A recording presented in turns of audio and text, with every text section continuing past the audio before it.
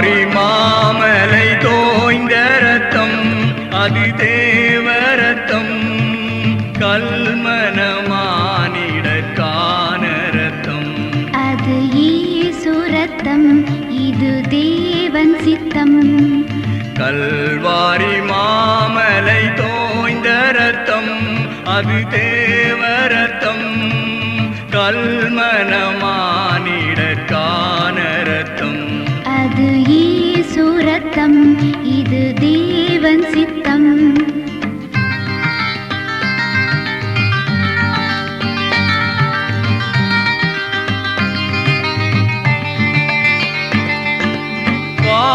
பாவநிவாரண ஏக ரத்தம், இந்த பாவியையும் புதிதாக்கும் ரத்தம், தேவகுமாரனின் ஜீவரத்தம், அண்டி தேடிடும் மாந்தருக்கான ரத்தம். அது இயேசு ரத்தம், இது தேவன் சித்தம். கல்வாரி மாமலை தோய்ந்த ரத்தம்.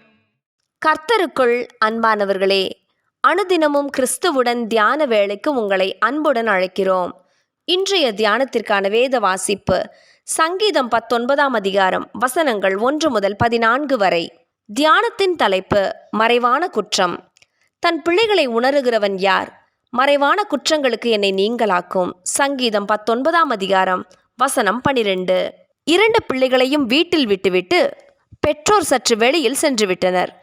சிறிய தம்பி பந்தை எறிந்ததில் அங்கிருந்த அழகிய ஒரு சிற்பம் விழுந்து உடைந்து விட்டது. இதை கண்டு பயத்தினால் தம்பி அலறினான். அக்காவோ, அழ வேண்டாம், நாம் இதை மறைத்து வைத்து விடுவோம் என்று அவனுக்கு தைரியம் சொன்னாள். இருவருமாக சேர்ந்து அதை மறைத்துவிட்டு பெற்றோர் வந்ததும் ஒன்றும் நடவாதது போல இருந்து விட்டனர். ஆனால் ஒவ்வொரு முறையும் தம்பி ஏதாவது அக்காவோடு முரண்படும் போதெல்லாம் அவள் இந்த காரியத்தை பெற்றோரிடம் சொல்லிவிடுவேன் என்று கூறி அவனை மிரட்டுவாள். இதனால் அந்த தம்பி ஒன்றும் செய்ய இயலாதவனாக கூனி குறுகி அக்கா சொல்வதையெல்லாம் செய்து கொண்டே இருப்பான். இது போலவே மறைவான குற்றங்கள் நம்மை நிம்மதியோடு இருக்க விடாது. அதை செய்யும்போது இனிமையாக இருக்கலாம், நமக்கு பிடித்த காரியம் என்று எண்ணி இருக்கலாம். ஆனால் செய்த பின்னர் தவறு செய்துவிட்டோமே என்ற உறுத்துதல் நம்மை நிம்மதி இழக்க செய்துவிடும். இங்கே சங்கீதக்காரர் தேவனுடைய கரத்தின் கிரியைகளை குறித்து சொல்லிக்கொண்டு வருகிறார். அதன் பின்னர் அவரது வார்த்தையின் மகத்துவத்தை இந்த சங்கீதத்திலே பாடுகிறார். கர்த்தருடைய வேதம் குறைவற்றது, ஆத்துமாவை உயிர்ப்பிக்கிறது, பேதையை ஞானியாக்குகிறது, கண்களை தெளிவிக்கிறது, பசும் பொன்னிலும் விரும்பப்படத்தக்கது, தேன் கூட்டிலிருந்து ஒழுகும் தெளித்தேனிலும் மதுரமுள்ளது என்கிறார். இப்படிப்பட்ட வார்த்தையினால் நான் எச்சரிக்கப்படுகிறேன். அவைகளை கைக்கொள்ளுவதால் மிகுந்த பலனுண்டு என்றவர் மறைவான குற்றங்களுக்கு என்னை விலக்கி காரும் என்று ஒரு வேண்டுதலை முன்வைப்பதை காண்கிறோம். இன்று நாம் வாழும் காலகட்டத்தில் எது குற்றம் எது குற்றமில்லை என்று தெரிந்து கொள்ள முடியாதபடிக்கு எல்லாமே இரண்டர கலந்த ஒரு காலமாய் உள்ளது. இதிலே தேவனுடைய வார்த்தை நம்மை எச்சரித்து காக்க வல்லமையுள்ளதாய் இருக்கிறது. அதேவேளை எவருக்கும் தெரியாமல் அந்தரங்கத்தில் செய்யும் பாவங்கள் அல்லது நினைவிலே செய்யும் பாவங்களையும் குறித்து நம்மை எச்சரித்து உணர்த்துகிறதாயும் இருக்கிறது.